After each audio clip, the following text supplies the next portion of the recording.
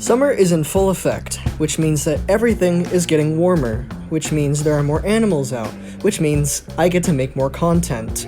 But this also includes things on the microscopic scale, which people don't really think about. So in this week's episode of Things from Outside, we're going to be pulling out our microscope and looking at various bodies of water to see what we can find. Our first specimen is this red worm I found in the mud hole. It isn't exactly microscopic, but you will need one to make out more details. This little red worm has a very appropriate common nickname, the bloodworm, and it is actually the larval stage of what is called a midgefly, which is visually similar to a mosquito, but they don't transmit diseases to people. While that might be the case, like mosquitoes, some species and their females need blood to reproduce, so some do bite, but it is harmless.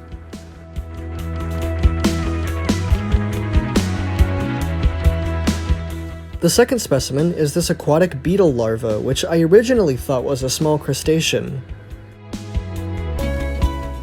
From what I've been able to gather, this is either a water beetle or a diving beetle.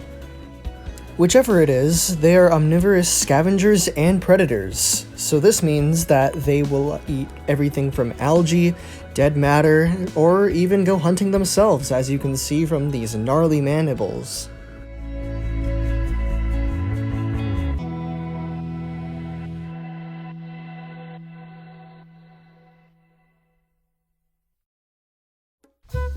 The next day, after I decided to turn this into a video, the mud hole had dried up, so I decided to go to the fish pond to continue collecting samples.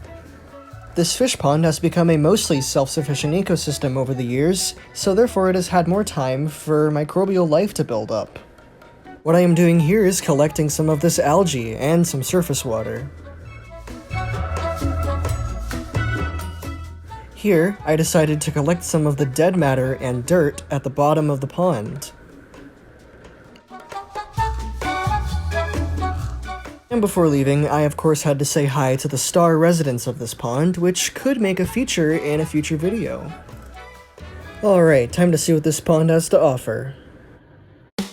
I decided to take a look at the sediment sample first, and almost right away, I found my first signs of life. This wobbly wibbler, also called a worm, a possibly parasitic worm. While he may be a potentially dangerous parasite, there is no denying that he's definitely got the moves.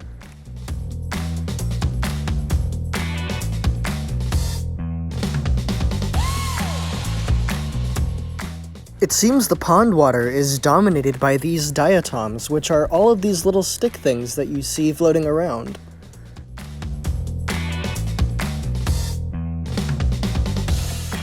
Alright, next up is the algae sample. Again, almost right away, I found another sign of life. There was this little guy hiding out in the algae, eating it or hiding, I'm not too sure. And again, to thank low camera quality, I was not able to identify it. Very skittish little guy for his size, but who can blame him?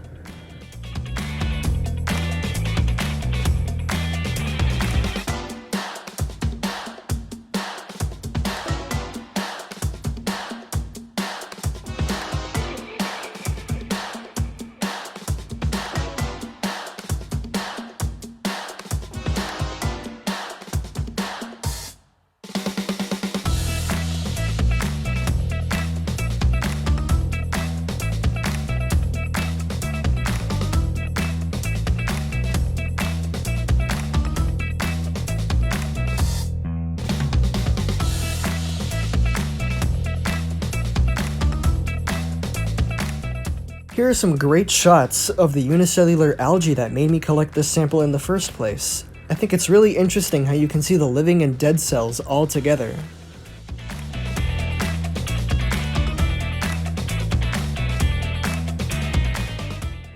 Among the algae, there appears to be this stick bug-like creature, which I am again unable to identify, and I don't even know if it's an animal, but it definitely gives off the vibe.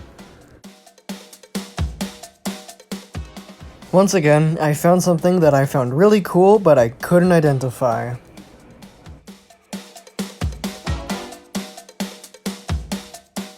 With that final unidentified creature, I think it's time to call it quits.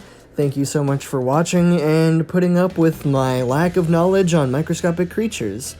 Now, for the sake of engagement, tell me what goofy name you would give these unidentified creatures in the comments. And while you're down there, maybe hit the like button, and if you are not subscribed and you want to be really cool, subscribe, because I try to upload more now. So, until next time, stay curious.